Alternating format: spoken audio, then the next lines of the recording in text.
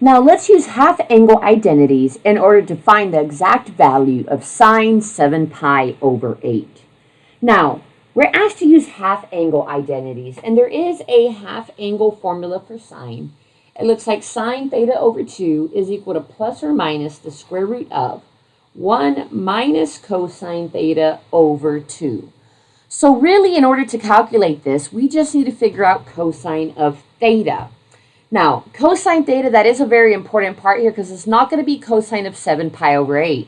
We need to keep in mind that we are using half angle identities. So we're given 7 pi over 8. So this is the half angle for something.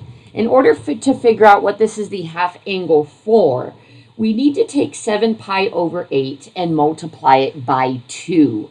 If we do that, we get 14 pi over 8. And when we reduce that, we get 7 pi over 4. We want to find cosine of 7 pi over 4.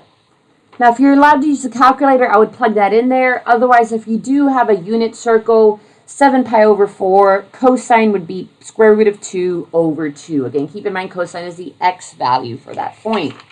So that means that cosine theta here is going to be a square root of 2 over 2. So when we simplify, plus or minus the square root of 1 minus square root of 2 over 2 over 2. Now, sine is positive here, so we do know our answer is going to be positive. Otherwise, we really just need to simplify the inside of this radical. So I'm going to pull that out to the side and work with that on its own. Now we do need to get common denominators here, so I do want to turn this 1 into a 2 over a 2 so that I can go ahead and subtract that and get 2 minus the square root of 2 over 2. And we are dividing this by this 2. I'm just going to write it side by side.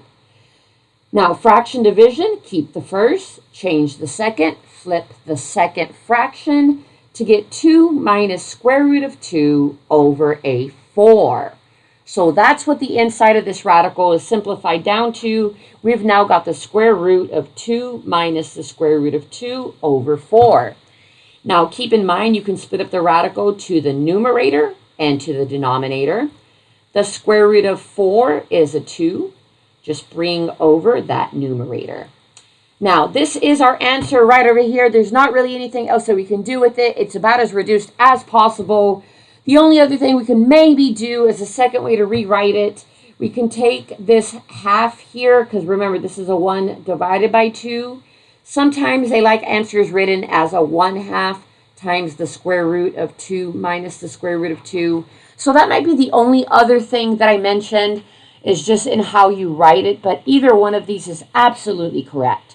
So just make sure that you're pulling the right formula. You're looking on whether it's positive or negative at that value there, and that you are finding that angle, right? Just take double this, multiply this, and that's what you're plugging in for that theta that you're going to have to figure out there. Otherwise, just simplify the inside, and that gives us this here.